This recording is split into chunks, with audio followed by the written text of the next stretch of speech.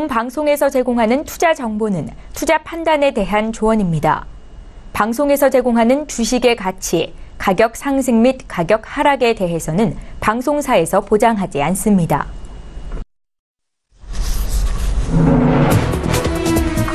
시청자 여러분 안녕하십니까? 출발 증시와이드 1부 시작합니다. 최은정입니다. 지난 주말 미국 뉴욕 증시 3대 지수가 일제히 사흘 만에 상승세로 전환하는 모습을 보였습니다. 발표된 물가지표가 시장의 예상치를 밑돌면서 기준금리 인상 시기가 지연될 수 있을 것이다 라는 전망에 투자 심리가 호전됐는데요. 다만 미국과 북한 간의 긴장 상황은 이번 주에도 증시를 압박하는 요인이 될 것이라는 분석이 많습니다. 미국과 북한 간의 긴장 상황이 지속되면서 지난주 마지막 거래일 국내 증시뿐만 아니라 아시아 증시가 휘청거렸었는데요. 홍콩 증시가 2%, 또 중국 증시도 1% 이상 내렸습니다. 코스피는 1.6% 하락하면서 2,319포인트로 거래를 마쳤는데요.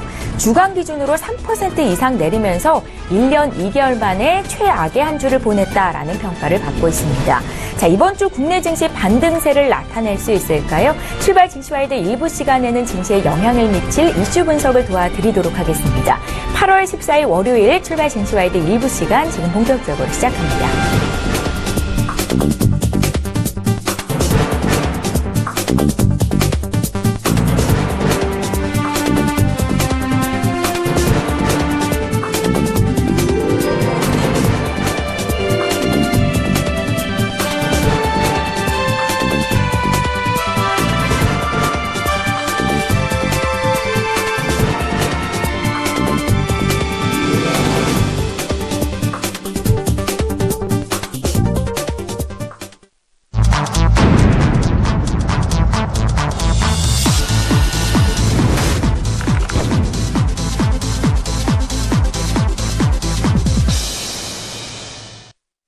예, 지난주에는 연일 트럼프와 북한 간의 강대강 대치 상황이 이어졌습니다. 전 세계 이목이 한반도 이북에 쏠려 있다 해도 과언이 아닌 한 주였는데요. 김대우 경제학 박사 모시고 자세한 내용 짚겠습니다. 박사님 안녕하세요. 예, 반갑습니다. 트럼프 미 대통령이 북한을 향해서 군사적인 대응을 경고하자 미국 언론들이 미국이 북한을 선제 타격하는 시나리오를 앞다퉈 내놓고 있다고 하던데요. 어떤 상황인지 먼저 봐주십시오. 네, 요즘 미국 언론을 보면 곧 한반도에 전쟁이 일어나는 것이 아닌가 그렇게 착각할 정도로 굉장히 자극적인 그런 이 시뮬레이션 한 그런 기사들이 많이 나오고 있어요. 네.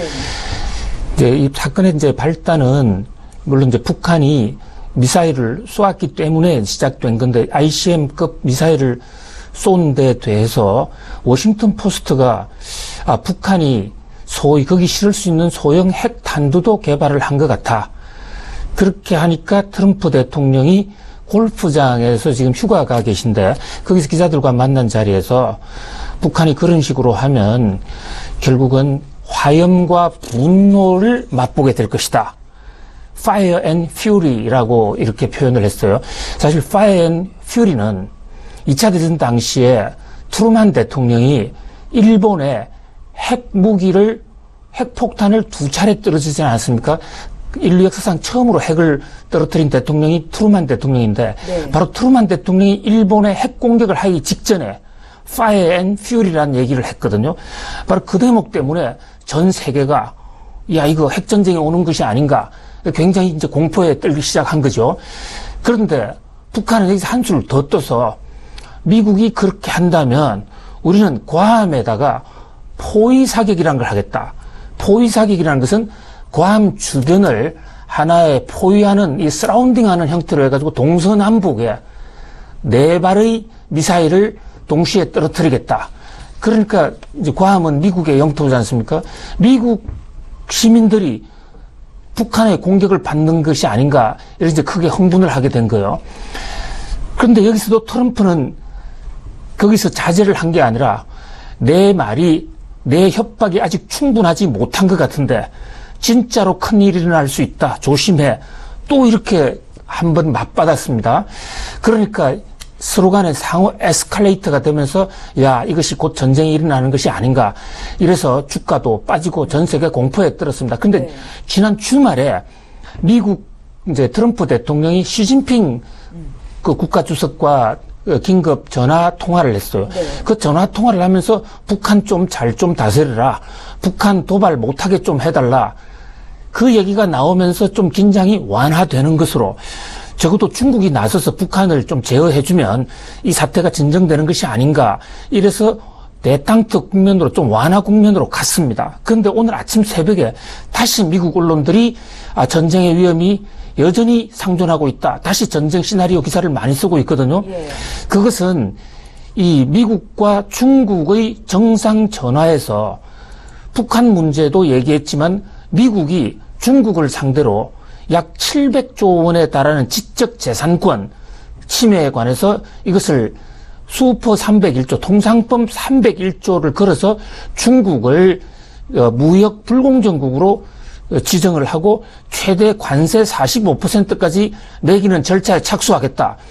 이런 보도가 나오니까 전 세계 전문가들은 미국과 중국의 전화 통화를 완전히 들어보지 못한 상황에서 두 나라 정상이 북한 문제를 가지고 화해가 타협이 잘못된 거 아닌가. 그렇다면 이것이 전 세계 전면전으로 가는 것이 아닌가. 중국과 미국은 경제 전면전, 북한과 미국은 미사일 전면전으로 가는 것이 아닌가. 이것이 오늘 아침까지의 상황입니다. 네, 불안한 상황이 지속되고 있는데요. 다른 한편에서는 북한을 향해서 연일 강경한 발언을 내놓고 있는 트럼프 대통령을 향해 오히려 북한의 핵무기 개발 명분을 주는 것 아니냐라는 이야기가 나오고 있거든요. 박사님의 생각은요? 네, 가디언지라든지 이제 다수 언론들이 이번에 트럼프 대통령의 행동은 거의 김정은급이다.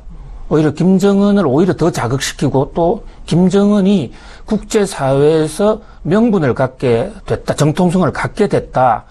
트럼프 대통령이 실언을 했다. 이런데 그것은 북한의 입장에서 이제 그 가디언지는 이제 보고 있는 거예요. 북한 입장에서는 핵무기를 왜 개발하느냐? 우리로서는 그것이 정말 허망한 일이고 국제 도발을 촉발하는 말도 안 되는 얘기지만 북한 입장에서는 어떻게 그동안에 주장해 왔냐면 미국이 북한을 호시탐탐 이 지구상에서 나라를 없애버리려고 하고 있기 때문에 힘이 약한 북한이 살아남을 수 있는 길은 소위 비대칭 전력이라고 해가지고요. 전면전하면 북한이 이길 수가 없으니까 핵이라도 개발해서 어느 지역에 떨어뜨릴 수 있는 그런 카드를 가져야 되는 건 아니라 북한의 생존 때문에 핵무기를 개발했다 이랬는데 이번에 트럼프 대통령이 화염과 분노, fire and fury 얘기를 하면서 미국을 일거에 날려버릴 수도 있다. 선제 타격을 할 수도 있다. 또는 참수작전이라고 해서 특공대를 보내서 김정은 목을 벨 수도 있다. 또 전면전을 일으킬 수 있다. 이런 전쟁 시나리오도 얘기를 하니까 북한 입장에서는 국제사회를 향해서 봐라. 우리가 핵을 개발할 수밖에 없지 않느냐. 미국이 언제든지 북한을 저런 식으로 무참하게 박살을 내려고 하는 그런 준비를 하고 있다. 그런 면에서 이번에 트럼프 대통령의 전략적 실수가 아닌가. 나중에 때릴 때 때리더라도 워낙 슈퍼파워, 하이퍼파워인 미국이 아주 점잖게 한마디만 했어도 세를 역전시킬 수가 있었는데 북한이 불바다라고 그러니까 트럼프 대통령이 거기에 맞짱을 떠서 fire and fury 똑같은 불바다 발언이거든요. 그렇게 한 것이 외교적으로 실수다. 이렇게 보는 그런 국제적인 시각도 적지가 않습니다. 예, 한미연합훈련인 을지훈련 때까지는 북한의 강경 발언이 계속 지속이 될 것이다라는 입장이 많은데요. 박사님께서는 북한과 미국 간의 이 대치 상황이 얼마나 지속될 것이라고 보시는지. 예, 물론 이게 이 대치 상황이라는 게 서로 사실은 파워 게임을 하고 있는 거기 때문에 어느 순간에 서로가 결정적인 이 타협 국면으로 갈 수도 있습니다. 지금으로부터 23년 전에 이 핵 문제가 사실 이제 발단이 되게 된 게 1993년에 북한이 NPT 체제를 탈피하면서 핵 억제를 하기 위한 국제협약에 탈퇴하면서 우리는 핵 개발을 하겠다. 그래서 생긴 거거든요. 그래서 1994년에 제가 당시에 워싱턴 특파원으로 워싱턴에서 근무하고 있을 당시인데 그때 이미 펜타곤에서는 북한을 때릴 전쟁 가상 게임까지 다 했습니다. 그리고 한국에서는 당시에 물도 사재기하고 라면도 사재기하고 지금보다도 긴장 수위가 조금 더 높았다고 할 수 있어요. 당시에 대통령은 클린턴 대통령이었는데 그럴 때 전쟁으로 치닫는 듯 하다가 지미 카터 대통령이 평양을 방문하면서 오히려 북한의 경수를 대어주는 식으로 극적인 국면 전개가 왔거든요. 그런 면에서 이것은 한치 앞을 예견할 수는 없습니다. 그러나 23년 전처럼 그렇게 쉽게 해결되지는 않을 것입니다. 23년 전만 하더라도 북한이 핵을 개발하지 않은 상태였어요. 그러니까 좀 당근을 주면 북한도 넘어갈 수 있는 상태였는데 지금 북한은 ICBM이라고 하는 미사일을 이미 개발에 성공했고 물론 성공하지 않았다고 보는 설도 있지만은 그동안에 나타난 결과를 보면 성공했고 또 핵도 5차 핵 개발까지 해서 핵을 보여주지 않았습니까? 그러면 이미 핵을 가지고 있단 말이죠. 그동안에 핵을 개발해오고 또 가지고 있는 북한 입장에서는 23년 전과 같이 돈 좀 지원해준다. 경제적 지원 좀 해준다고 해서 그동안에 개발할 것을 포기할 것으로 생각이 되질 않아요. 그러면 결국 북한 입장에서는 북한이 미국한테 요구하는 것은 두 가지입니다. 첫 번째는 자 북한을 핵개발국으로 인정해달라.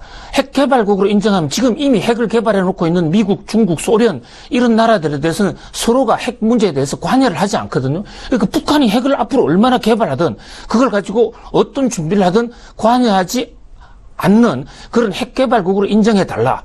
그런데 그걸 인정해주면 옆에 일본이 가만 안 있을 거라고요. 또 우리 한국도 핵을 개발해야 된다. 그러면 그것이 핵이 확산되는 그것이 과연 그 트럼프 대통령이 이걸 두고 볼 수 있느냐. 자, 그 다음에 두 번째 안은 북한이 핵 개발한 걸 포기할 테니까 주한 미군 철수하라. 그 다음에 한반도의 휴전협정을 평화협정으로 대체하라. 이것은 중국의 요구사항이기도 해요. 자, 이런 부분을 미국이 과연 얼마나 받아들여 줄 수 있을 것인가. 이런 면에서 한반도의 지금 이 북한 핵 문제는 그렇게 쉽게 해결될 수 있는 문제가 아니다. 오히려 지금 프리덤 가디언스 훈련이라고 하는 지금 한미 연합 훈련이 시작되지 않습니까? 예. 또 북한에 9월 9일 건국절이 있는데 여기서 이제 자기들이 핵 보유국임을 선언하노라 하고 싶은 거거든요. 그래 됐을 때 지금 한반도의 긴장 상황은 당분간 더 에스컬레이트가 되지 않겠느냐. 그러니까 북한의 핵 보유국 문제나 남한의 이 휴전협정 체제에 대한 근본적인 그 주변국의 대타결이 있을 때까지는 계속 에스컬레이티드 될 가능성이 높다. 이렇게 볼 수 있습니다. 당분간은 이 대치 상황이 지속될 가능성이 있겠다라는 말씀이신데요. 외국인들은 북한과의 전쟁에 대해서 극도로 좀 불안감을 내비치고 있는 반면에 한국인들은 의아할 정도로 평온하다라는 내용의 기사가 나오고 있습니다. 외신들의 반응은 어떤가요, 박사님? 예, 외신들이 지금 한국 사람들에 대해서 두 가지 시각을 보여서 하나는 대단히 훌륭하다. 한국 사람들은 전쟁이 지금 핵전쟁이 오고 가는 그런 상황 속에서도 아주 의연하다. 굉장히 훌륭한 국민들이다. 이렇게 좋게 보는 시각이 있는가 하면 또 한편에서는 자기 나라가 지금 어떨지도 모르는데 지금 주식 사고 부동산 투자하고 저 사람들 정신 나간 사람들이 아닌가. 적어도 이제 미국의 시각으로 볼 때는 좀 이해가 안 되겠죠. 그러나 여기는 몇 가지 또 그럴 수밖에 없는 사안이 있습니다. 예.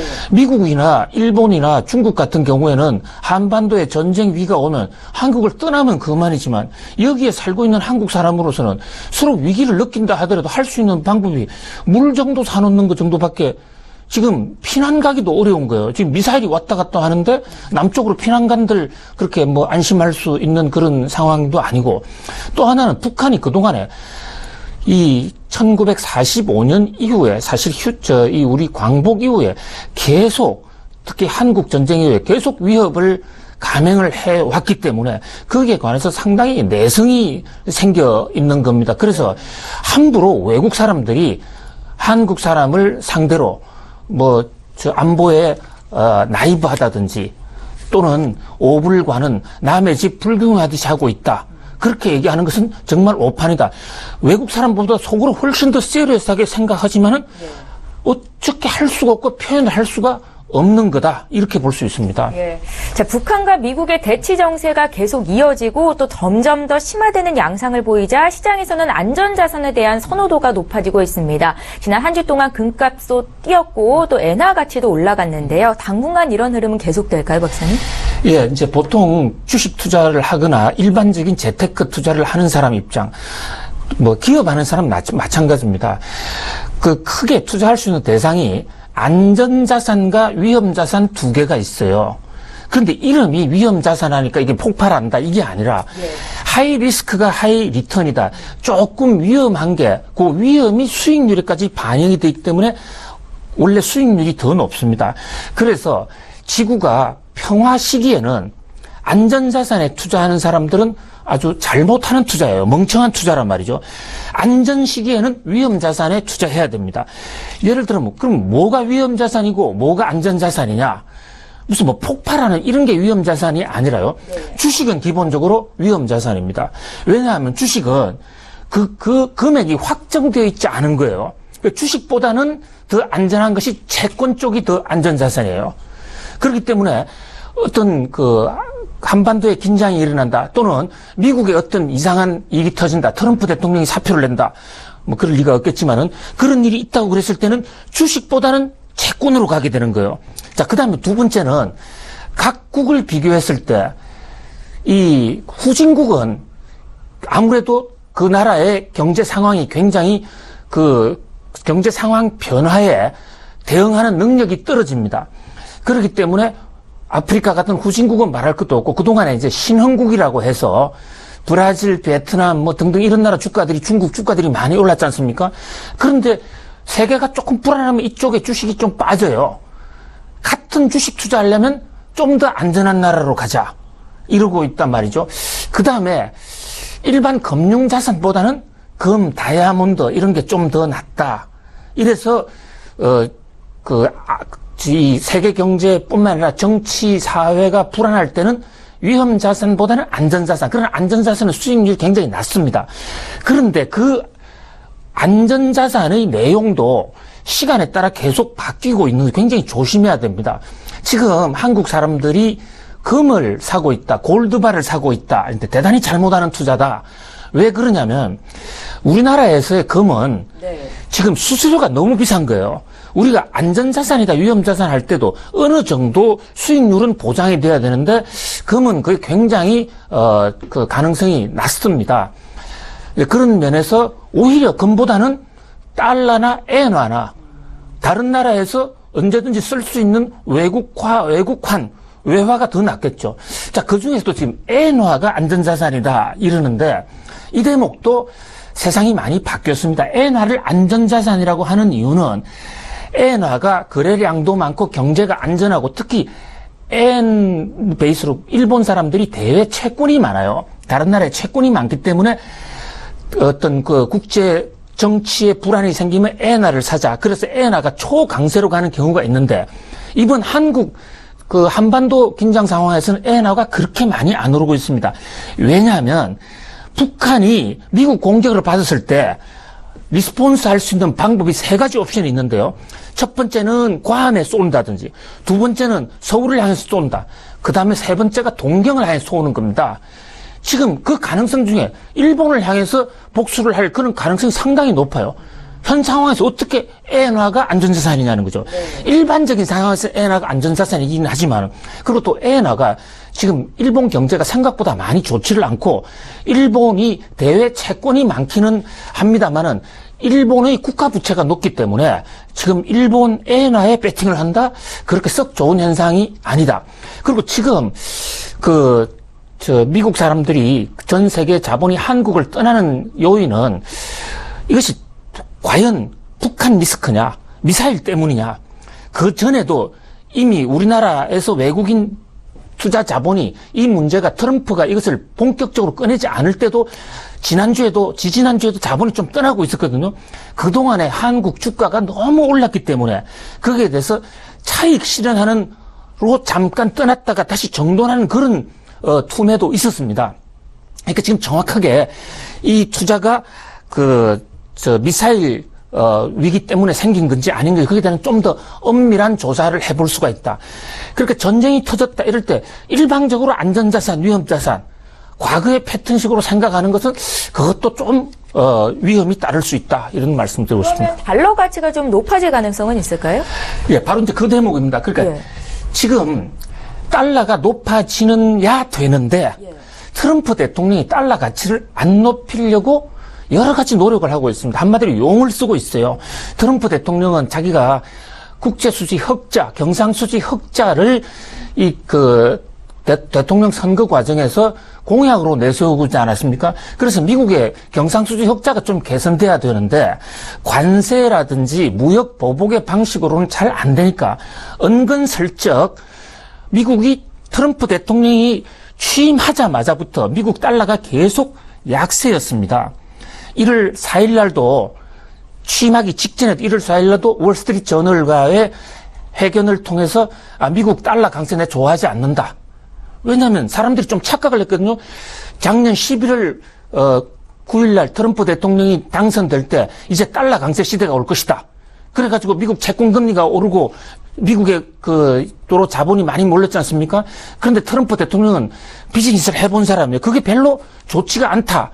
그래서 월스트리트 저널을 통해서 달러 약세를 좋아한다는 시그널을 줬던 겁니다. 그때 이후로 미국이 아주 여러 가지 교묘한 방법으로 미국 달러 가치를 지금 떨어뜨리는 그런 정책을 쓰고 있어요. 최근에 우리 원화 강세가 된 것도 미국이 달러 가치를 지금 아주 교묘하게 떨어뜨리거든요. 그리고 미국의 금리 인상이 당초에 예고됐던 수준보다도 금리 인상 속도가 빠르질 않아요. 9월달, 8월달에 금리 인상하기로 했는데 자, 지난 주말에 미국 주가가 왜 올랐느냐? 한반도 상황하고는 저는 관계가 없었다고 봅니다. 지난 금요일 날, 그러니까 우리 시간으로는 토요일 날 미국 주가가 오른 것은 이 미국의 각종 지표를 보니까 물가가 예상보다 더 안 올랐단 말이죠. 그러면 금리 인상 속도가 더 늦을 것이다. 그러면 달러 약세가 진행이 될 것이다.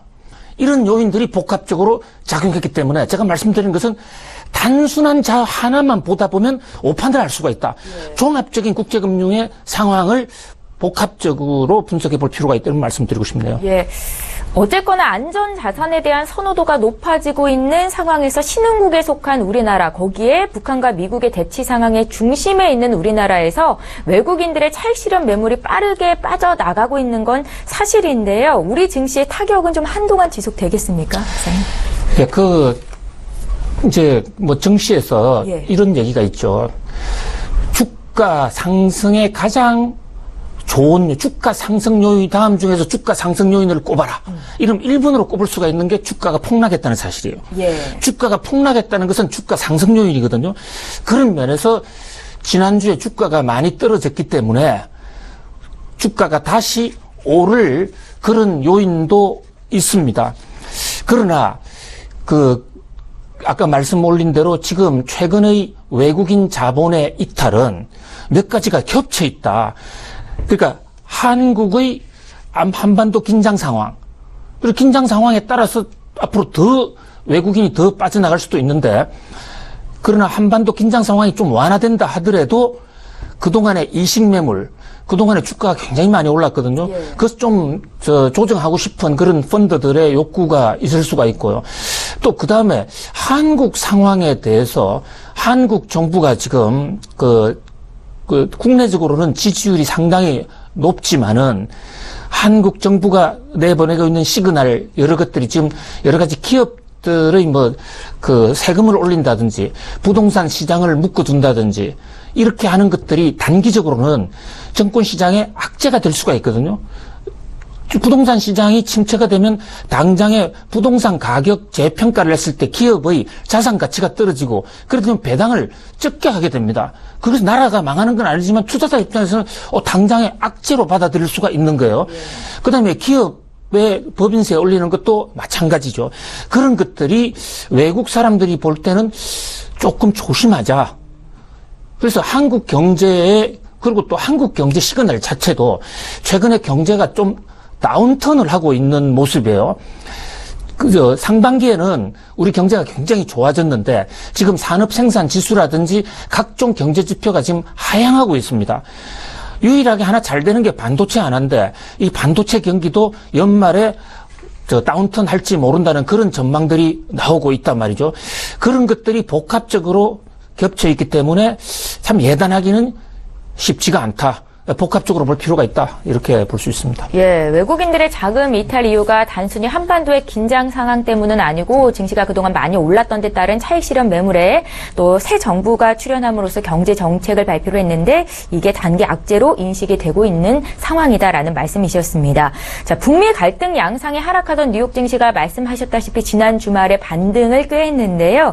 이게 미 연준의 기준금리 인상 시기가 좀 지연될 수 있을 것이라는 기대감이 반영이 된 거였습니다.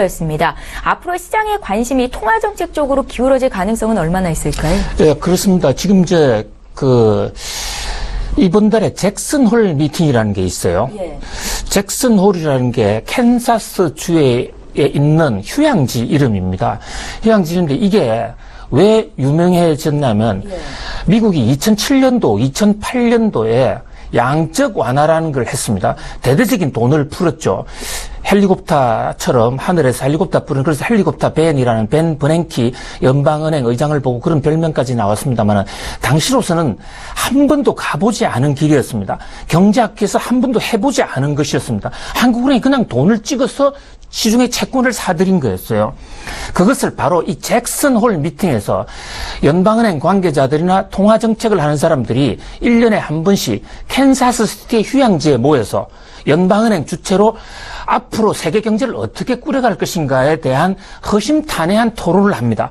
그런데 2007년, 2008년부터 시작된 글로벌 금융위기를 해결하기 위한 그 양적 완화 방안, 이것이 잭슨홀 미팅에서 나온 거예요. 네. 그렇다 보니까 그 이후로는 잭슨홀에서 미팅이 있었다 그러면 전 세계 전문가들은 여기서 무슨 얘기가 나오느냐, 굉장히 중요한 이 관심을 갖고 있거든요. 지금 잘 아시다시피 일본이 지금 그 양적 완화 탈출을 해야 된다. 또 유럽이 양적 완화를 그만둘 것인가 안 것인가 22 그 정책 회의를 하면 언제 양적 완화를 그만둘 것인가, 이게 세계 증시 주가의 굉장히 중요 변수거든요. 그래서 이 양적 완화를 언제 중단하고 미국이 언제 금리를 인상하고, 또 하나 변수는 미국이 지금 양적 완화 과정에서 대차대조표상에 부채와 자본이 양쪽으로 뻥튀기가 되어 있습니다. 이것을 줄이는데, 그것을 이제 자산 축소라는데, 그것을 언제, 얼마만큼 강도로 할 것인가. 사실 이것이 북한의 핵전쟁만 빼놓고 보면 전 세계적으로는 이게 가장 큰 관심사거든요. 네. 이것을 앞으로 어떻게 갈 것인가라는 장단기 방안이 캔사스시티 잭슨홀에서 나온다. 그런 관점에서 전 세계는 잭슨홀을 주시하고 있고요. 또 이제 미국의 FOMC 의사록이 나오지 않습니까? 그 다음에 이제 22도 그 정책회의를 하는데 그 의사록이 바로 이 잭슨홀의 기초 자료로 갈 것이기 때문에, 물론 북한과 미국의 이 말의 전쟁, 이 서로 양보 없는 분노와 불바다 전쟁도 중요하지만은 잭슨홀 이 미팅도 예의주시해 볼 필요가 있습니다. 예, 이번 주 주목할 이벤트 어떤 것들이 있는지 관전 포인트까지 짚어주셨는데요. 마지막으로 오늘 또 이번 주 국내 증시를 시작하는 시청자 여러분들을 위해서 한 말씀, 당부의 말씀 부탁드릴게요. 네, 저는 가장 중요한 것은 지금 중국과 미국의 이 경제적 분쟁을 좀 지켜보실 필요가 있다, 이런 말씀을 드리고 싶어요. 사실 트럼프 대통령은 중국에 대해서 억하심정이 많습니다. 중국으로부터 지금 무역 수지 적자, 중국으로부터의 적자를 해소하겠다. 그것이 자기가 대통령이 된 이유였습니다. 그리고 지금 미국 대통령 경제자문위원회라고 있어요. 우리나라도 김광두 서강대 교수가 한국의 위원장을 맡고 있지 않습니까? 미국도 그런 자문위원회가 있는데 그 자문위원회의 위원장이 중국을 공략하자라는, 한평생 중국을 공부해 온 분이에요. 그런데 이 트럼프 대통령이 바로 북한 변수 때문에 그 모든 것을 다 중국에 대한 공격을 중단하기에 이르는 겁니다. 마라라고라고 리조트에서 트럼프 대통령하고 중국의 시진핑 주석이 금년 초에 정상회담을 하지 않았습니까? 거기서 어떤 합의가 있었냐면요. 중국이 북한 핵 문제 해결해 줄게. 미국으로서는 북한 핵 문제가 북한만의 문제가 아니라 북한의 핵무장은 일본의 핵무장으로 연결되고 이것은 또 세계대전으로 이어질 수 있기 때문에 미국으로서는 정말 양보하기 어려운 거예요. 그래서 중국한테 다 맡겼단 말이죠. 그런데 중국이 하는 척 신용만 하고 별로 도와주지 않았거든요. 그래서 트럼프 대통령의 트위트에 대해서도 중국한테 속았다. 자, 그러면서 중국을 향해서 그 지적재산권 700조. 지적재산권은 대단히 큰 대목입니다. 지금 중국은 아시다시피 짝퉁하면 중국 아니겠습니까? 산짜이라고 그래가지고 중국말로 산채 문화인데 중국의 그 계란도 그 물감으로 실물 계란을 만들어내는 대단히 짝퉁 문화에 발전한 나라인데 이것을 지적 소유권, 지금 특허, 이런 걸 거의 잠식하고 쓰고 있다는 거거든요. 여기서 전쟁이 붙게 되면 금액이 굉장히 커지게 그래 되면 환율 문제까지 해서 전쟁이 나올 수가 있다.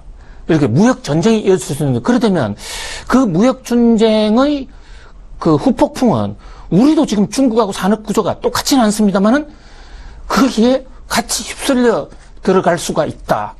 그 대목 하나 말씀드리고 싶고요. 또 하나는 심리전과 관련해서 절대로 이 지금처럼 전쟁이 일어나고 하는 시점에는요, 남을 뒤따라가면 백전백패합니다. 남을 앞서가야 되는 거예요.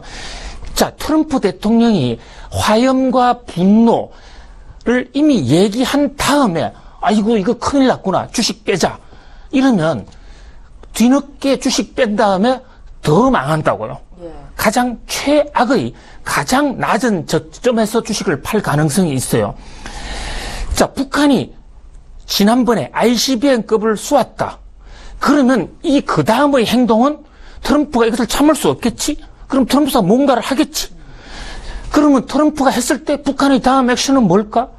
자, 그럼 지금 북한은 왜 미사일을 개발하는가? 그 인민들은 다 굶기고 미사일을 개발하는가?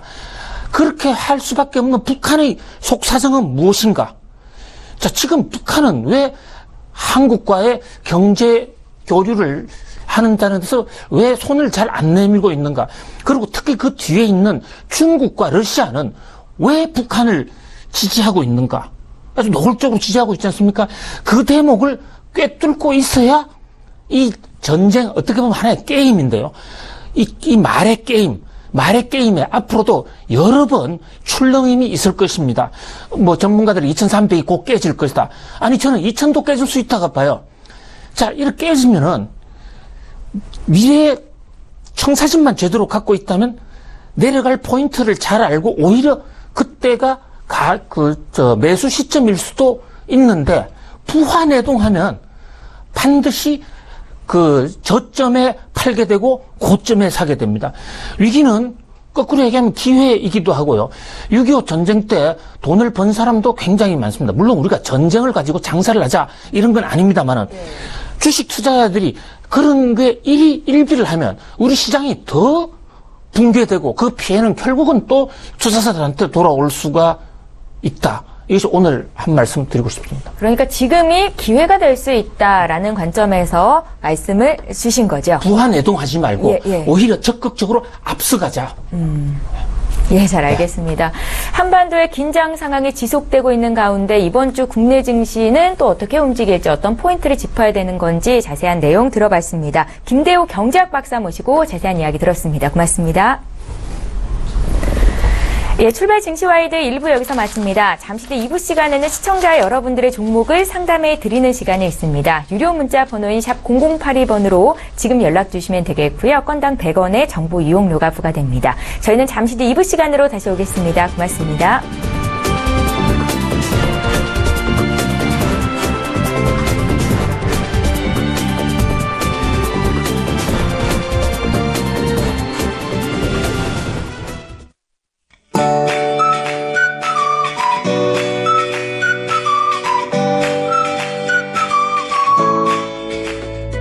안녕하세요. K웨더 라이프스타일 예보 남윤식입니다. 오늘 출근길에 우산 챙기셔야겠습니다. 현재 강원 영동과 충청 이남 지역으로 비가 내리고 있는데요. 서울과 경기, 강원 영서는 오전에 소나기 오는 곳이 있겠습니다. 앞으로 비구름대는 북동 지나면서 늦은 오후에는 서울을 비롯한 전국에 비가 내리겠습니다. 모레까지 충청 이남과 강원 영동 지방은 50에서 150mm, 전남 해안과 제주 산간에는 많게는 200mm 이상의 폭우가 쏟아질 것으로 예상됩니다. 그 밖에 중북부와 강원 영서 지방으로는 30에서 80mm가 오겠는데요. 서해안과 서해 5도에는 최고 120mm 이상의 비가 예상돼 비 피해 없도록 주의하셔야겠습니다. 이번 비는 서해상에 위치한 저기압의 영향을 받아 다량의 수증기가 유입되면서 많은 양의 비가 내리겠는데요. 한편 광복절인 내일까지도 비가 오겠고요. 모레 수요일 새벽에서 아침 사이에 대부분 그치겠습니다. 하지만 목요일부터 다시 비가 시작돼 금요일까지 이어질 것으로 보입니다. 그럼 자세한 지역별 오늘 날씨는 나절 예보를 통해 알아보겠습니다. 중부지방 오전에 소나기 오는 곳이 있겠고 늦은 오후부터는 비가 오겠습니다. 한낮 기온 서울과 인천 28도까지 오르겠습니다. 동해안 지방 종일 비가 내리겠습니다. 낮 최고 기온 속초와 강릉 26도로 예상됩니다. 남부지방도 종일 비가 이어지겠습니다. 한낮 기온 광주 28도, 대구 26도로 큰 더위는 없겠습니다. 전해상으로는 비가 오겠는데요. 바다의 물결도 서해상으로는 4m로 매우 높게 일겠습니다. 서해 먼바다에는 풍랑주의보가 발표된 가운데 내일까지 서해상과 남해상에는 돌풍과 함께 천둥번개 치는 곳이 있어 항해나 조업하시는 분들은 각별히 유의하시기 바랍니다. 날씨였습니다.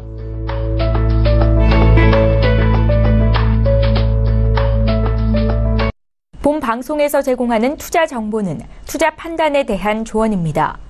방송에서 제공하는 주식의 가치, 가격 상승 및 가격 하락에 대해서는 방송사에서 보장하지 않습니다.